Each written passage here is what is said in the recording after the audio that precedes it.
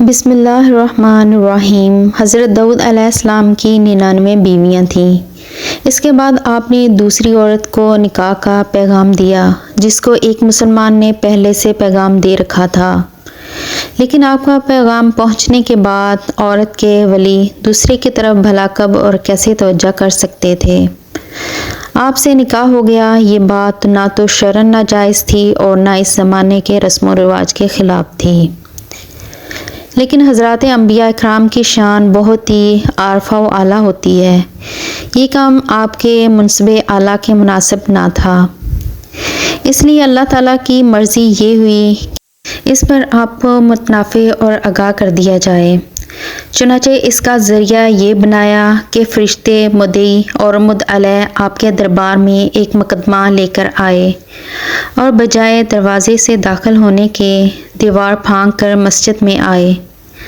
آپ ان کو دیوار پھانکتے دیکھ کر گھبرا گئے تو فرشتوں نے کہا، آپ ڈرے نہیں، ہم دو فریق ہیں کہ ایک نے دوسرے پر زیادتی کی ہے، لہٰذا آپ ٹھیک ٹھیک ہمارا فیصلہ کر دیں اور ہمیں سیدھی راہ دکھائیے۔ ہمارا مقدمہ یہ ہے، میرا یہ بھائی، اس کے پاس 99 دمبیاں ہیں اور میرے پاس ایک ہی دمبی ہے، اور یہ کہتا ہے اپنی ایک دمبی بھی میرے حوالے کر دے، اور اس بات کے لیے مجھ پر دباؤ ڈالتا ہے۔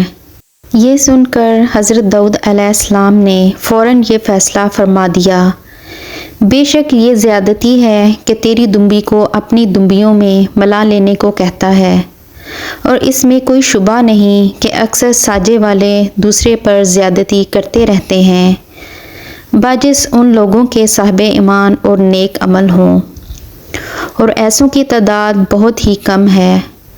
مقدمے کا فیصلہ سنا کر حضرت داؤد علیہ السلام کا ماتھا ٹھنکا اور انہوں نے سمجھ لیا کہ اس مقدمے کی پیشی در حقیقت میرا امتحان تھا۔ چنانچہ فوراً ہی سجدے میں گر پڑے اور خدا سے معافی مانگنے لگے، تو اللہ تعالیٰ نے آپ کو معاف فرما دیا۔ چنانچہ قرآن مجید میں ہے کہ ہم نے حضرت داؤد علیہ السلام کو معاف فرما دیا، اور بے شک ان کے لیے ہماری بارگاہ میں ضرور قرب اور اچھا ٹھکانہ ہے۔ اے داؤد، بے شک ہم نے تمہیں زمین میں نائب بنایا ہے، تو لوگوں میں ٹھیک فیصلہ کیجیے اور خواہش کی پیروی نہ کیجیے، ورنہ وہ آپ کو راہ سے بہکا دے گی۔